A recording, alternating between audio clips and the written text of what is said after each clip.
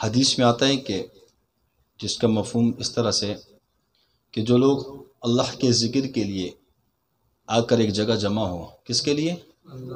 اللہ کے ذکر کے لیے ایک جگہ آ کر جمع ہو، تو اس مجلس کو فرشتوں چاروں طرف سے گھیر لیتے ہیں، اور فرشتے ایک دوسرے کے اوپر قطاریں لگا لگا کے اوپر تک جاتے ہیں، آسمانوں تک، حتیٰ کہ اللہ کے عرش تک وہ قطاریں پہنچ جاتی ہیں۔ پوری دنیا سے فرشتے آ رہے ہوتے ہیں، کس پہ؟ اللہ کے ذکر کی مجلس پر۔ پھر جب وہ مجلس برخاست ہو جاتی ہیں تو اللہ جل شانہ فرشتوں سے پوچھتے ہیں کہ فرشتوں آپ کہاں سے آ رہے ہو؟ فرشتے عرض کرتے ہیں اے اللہ ہم فلاں جگہ سے آ رہے ہیں، فلاں جگہ آپ کا ذکر کیا جا رہا تھا۔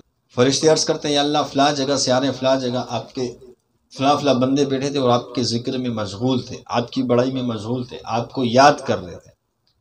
اللہ جل شانہ اس فرشتوں سے پوچھتے ہیں کہ وہ کیا چاہتے ہیں؟ فرشتے عرض کرتے ہیں یا اللہ وہ جنت کو چاہتے ہیں۔ اللہ جل شانہ فرشتوں سے پوچھتے ہیں کیا انہوں نے جنت کو دیکھا ہے؟ فرشتے عرض کرتے ہیں یا اللہ جنت کو تو دیکھا نہیں۔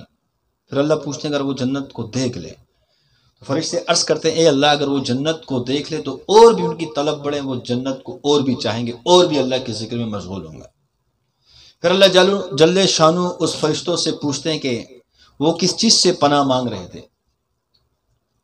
فرشتے عرض کرتے ہیں اے اللہ وہ جہنم سے پناہ مانگ رہے تھے۔ اللہ جل شانہ ارشاد فرماتے ہیں فرشتوں سے کیا انہوں نے جہنم کو دیکھا ہے؟ فرشتے عرض کرتے ہیں اے اللہ جہنم کو دیکھا نہیں، اگر وہ جہنم کو دیکھ لیں اور بھی زیادہ جہنم سے پناہ مانگیں گے۔ پھر اللہ جل شانہ فرشتوں سے ارشاد فرماتے ہیں کہ اے فرشتوں آپ سب گوارے نا، میں نے اس تمام مجلس میں جتنے شریک تھے سب کی مغفرت کر دی۔ پھر اس میں فرشتے عرض کرتے اے اللہ اس کے اندر ایک شخص اپنے غرض سے آیا تھا، وہ نہ ذکر کے لیے آیا تھا نہ آپ کی رضا کے لیے آیا تھا، بس وہ آیا اس مجلس کا حصہ بنا بیٹھا، وہ مجلس ختم ہو گئی۔ اللہ جل شانہ ارشاد فرماتے ہیں فرشتوں یہ محفل مجھے اتنی پیاری ہے، اتنی محبوب ہے کہ میں نے اس مجلس کی برکت سے، اپنے ذکر کی برکت سے، اپنے بڑائی کی برکت سے اس کی بھی مغفرت کر دی۔